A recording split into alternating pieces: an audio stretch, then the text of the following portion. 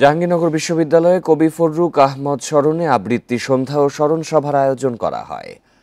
Bundle থাকলে প্রতি সেনমানিতে টাকা বাঁচবে। বিকাশ সেনমানি বান্ডেল কিনে জিতুন প্রতি লেনদেনে। বৃহস্পতিবার সন্ধ্যায় বিশ্ববিদ্যালয়ের বটতলায় কেন্দ্রীয় শিক্ষার্থী সংসদ জাকসু এই অনুষ্ঠানের আয়োজন করে। স্মরণ সভায় আমন্ত্রিত অতিথিরা কবি ফররুখ আহমদ নিয়ে নানা স্মৃতিচারণ করেন। সভা থেকে আয়োজকরা অভিযোগ করেন, বাংলা সাহিত্যে কবি ফররুখ আহমদকে যথাযথ মর্যাদা দেয়া হয়নি। সভা শেষে আবৃত্তি পাঠ করেন শিল্পীরা। অনুষ্ঠানে জাকসুর ভিপি আব্দুর রশিদ জিতু সভাপতিত্ব করেন।